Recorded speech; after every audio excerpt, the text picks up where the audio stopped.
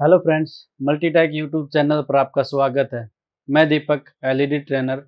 आज आपको बताता हूं कि हमारे जो एलईडी का जो बोर्ड होता है, उसके अंदर जो हमारा एवी पोर्ट सेक्शन होता है, एवी से हमारे जो सिग्नल आते हैं और जाते हैं, वो किस पिन से कैसे जाते हैं और पीसीबी के अंदर उसके ट्रैक पर क्या-क्या लगा होता है, ये आपको आज थ्योरेटिकल और प्रैक्टिकल आपको दोनों चीज़ से दिखाऊँगा।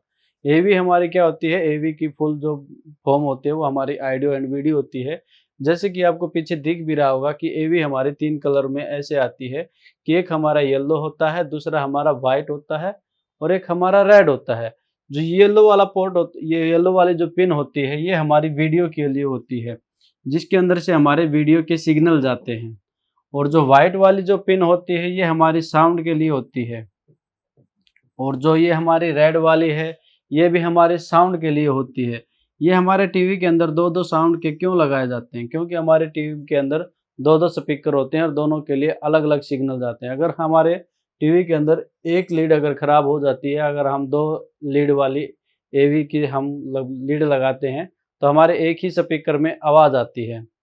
जैसे कि आपको ये दिख रहा है कि हमारा एवी का पोर्ट इस तरह से दिखता है। यहाँ पर मैं आपको बताऊँगा कि थ्योरेटिकल हमारा जो एलईडी का जो बोर्ड होता है, जैसे कि हमारा ये एलईडी का बोर्ड है, इस पर मैं आपको थ्योरेटिकली इसमें बता रहा हूँ। फिर इस पर आपको मल्टीमीटर की सहायता से आपको ट्रेस करके आपको प्रैक्टिकली भी बताऊँगा कि जो हमारे एवी के जो सिग्नल होते हैं, वो हमारे एमसीयू तक कैसे पहुँचते हैं। जो हमारे एवी के सिग्नल होते हैं, जैसे कि मैंने अभी बताया कि हमारे एवी के सिग्नल में जो पोर्ट होती है, उसमें 3 पिनें बनाई जाती हैं। जो हमारी एक येलो, रेड और व्हाइट होती है। येलो के अंदर हमारे वीडियो के सिग्नल जाते हैं और इन दोनों के अंदर हमारे लेफ्ट राइट दोनों स्पीकर के लिए साउंड के सिग्नल जाते हैं। जब हम इसमें एवी का पोर्ट को इसके अंदर इन करते हैं, तो हमारे यहाँ से ये एचवीआर रजिस्टर, ये रजिस्टर हमारी लगभग 10 किलो ओम से लेकर 12 किलो मतलब एचवीआर रजिस्टर होती हैं, ये एलवीआर नहीं होती हैं। दोनों के दोनों रजिस्टर एचवीआर होती हैं। इन रजिस्टरों से सिग्नल होते हुए हमारा एनपीसी कैपेसिटर से होते हुए हमारा एमसीयू में जाता है।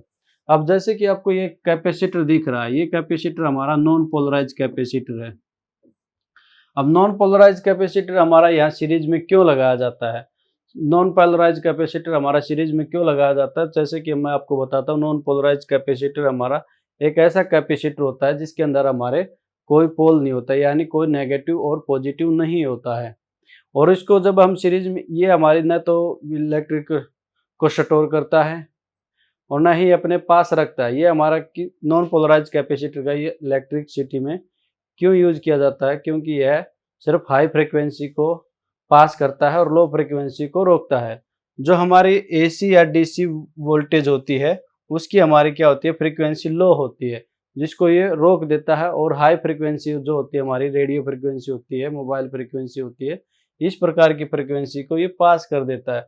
अब यहाँ पर इसलिए ये लगाया जाता है, पैरेलल में लगा, उसमें सीरीज में इसलिए लगाया जाता है ताकि जो हमारे डिश टीवी से या किसी भी ऐसा इलेक्ट्रॉनिक सिस्टम जिससे हमारी साउंड आती है, जैसे बूफर भी होता है, तो यहाँ से जब हमारे साउंड सिग्नल जाते हैं, तो उसके साथ क्या, साउंड और वीडियो जब सिग्नल जाते हैं, तो उसके साथ क्या होता है कि यहाँ पर हमारे नेगेटिव, पॉजिटिव और एसी और डीसी के दोनों दोनों प्रकार के इलेक्ट्रॉन यहाँ से जाते हैं।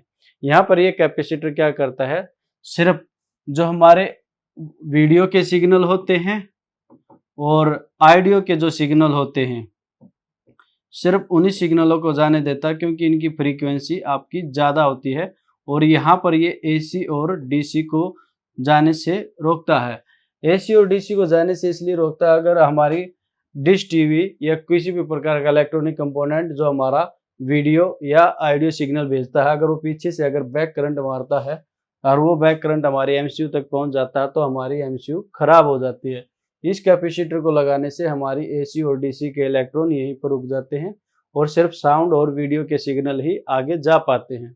अब ये मैं आपको ये बोर्ड पर मल्टीमीटर के द्वारा आपको ट्रेस करके ये सिग्नल आपको दिखाता हूँ। जैसे कि अभी थ्योरेटिकल में आपको बताया था, अब मैं आपको यहाँ पर प्रैक्टिकली रूप से दिखाता हूँ। जैसे कि आपको पोर्ट के बारे में दिखा था, ये हमारा AV1 और AV2 होता है। जैसे कि हमारी येलो जो पिन है हमारी, ये वीडियो की होती है और ये वाइट वाली जो पिन होती है हमारी साउंड की होती है। और ये जो रेड वाली जो पिन होती है ये हमारी साउंड की होती है। ये हमारे दोनों लेफ्ट और राइट स्पीकर के लिए होती है।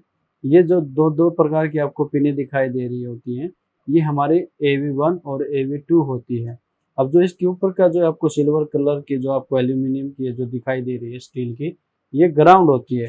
और इसके इधर जो आपको ये जो मैं अभी लगा के दिखा रहा हूँ आपको, ये वाली जो दिख रही है, ये वाली जो आपको ये इस टाइप की, ये जो एल्यूमिनियम या स्टील की जो परत दिखाई दे रही है, इस पर हमारा पॉजिटिव सिग्नल आता है। और जो पॉजिटिव सिग्नल आता है हमारा रजिस्टर के होते हुए, यहाँ पे जो बारीक आपको दिख नहीं पाएगा, यहाँ से बारीकी से ट्रैक इधर जाके और इधर रजिस्टर से होते हुए हमारा आता है। जैसे कि इस ट्रैक को हम आपको ट्रैक के द्वारा अभी दिखा देते हैं। जैसे कि ये हमारी इधर ये रजिस्टर लगी हुई है, इस रजिस्टर के थ्रू ये हमारा इस रजिस्टर से फिर आगे आता है। जैसे जैसे दोबारा बीप करता हूँ, और इस रजिस्टर के दूसरे हिस्से से ये कैपेसिटर बीप करेगा, और इस कैपेसिटर से हमारा आगे जो ये कैपेसिटर देखो आप किसी भी साइड से ग्राउंड से बीप नहीं करेगा, क्योंकि ये हमारा सीरीज में लगा हुआ है। जो पैरेलल में लगता है वो हमारा ग्राउंड के साथ बीप करता है। इसके बाद हमारी ये पिनें हमारी यहाँ पर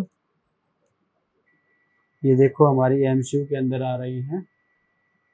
इस प्रकार से हमारा वीडियो सिग्नल रजिस्टर से होते हुए और इस कैपेसिटर से होते हुए हमारा MCU के अंदर आता है। और इस रजिस्टर के आगे हमारी ये जो दूसरी रजिस्टर है, ये हमारी ग्राउंड होती हुई रजिस्टर है, ये देखिए। और इसी प्रकार से ये हमारा साउंड सिग्नल है। ये साउंड सिग्नल हमारा यहाँ पर रजिस्टर से इस रजिस्टर से बीप करेगा, और इस रजिस्टर के दूसरे सिरे से हमारा ये कैपेसिटर बीप करेगा। ये देखिए, ये कैपेसिटर हमारा किसी भी साइड से ग्राउंड से बीप नहीं करेगा। ये कैपेसिटर हमारा सीधा इस IC से बीप करेगा। कहाँ का लगा, कार्बन लगने की वजह से सही से बीप नहीं कर रहा है। इसको दोबारा से कार्बन हटा के मैं बीप कराता हूँ। ये देखिए हमारा साउंड सिग्नल यहाँ आ गया है। ये देखिए हमारा ग्राउंड के साथ बीप नहीं कर रहा। कहीं आपको वीडियो के अंदर लग रहा हो कि ग्राउंड के साथ बीप कर रहा है। इसी प्रकार से हमारा दूसरा साउंड सिग्नल भी हमारे इसी दूसरी रजिस्टर पे आता हुआ, दूसरे कैपेसिटर से आता हुआ हमारा साउंड सिग्नल यहाँ पे आता है। उसके बाद ये मेन IC उसको कंट्रोल करती है, क्योंकि मेन IC पर हमारे AV से भी वीडियो और साउंड सिग्नल आते हैं, और HDMI से भी आते हैं, RF से भी आता है, VGA से भी आता है, और USB से भी आता है। इस प्रकार ये मेन IC सबको कंट्रोल करती है, और उनसे हर एक पर जो हम चैनल हमारा जो हम जिस भी पोर्ट को हम आगे देखना चाहते हैं, उस सिग्नल को हमारे LVDS के थ्रू वीडियो के रूप में भेज देती है। जैसे कि आपने अभी देखा कि जैसे हमने प्रैक्टिकल दिखाया है, और उसी प्रकार हमने थ्योरेटिकल भी बताया है। जैसे कि मैंने आपको दिखाया कि AV के सिग्नल मैंने बताया कि आपको थ्योरेटिकल किस तरह से जाते हैं, और प्रैक्टिकली मैंने आपको ट्रेस करके दिखाया कि किस तरह से जाते हैं, किस तरह से हमारा NPC कैपेसिटर यूज किया जाता है। थ्योरेटिकल और प्रैक्टिकल वीडियो पाने के लिए हमारे चैनल को सब्सक्राइब करें और लाइक करें। Thank you.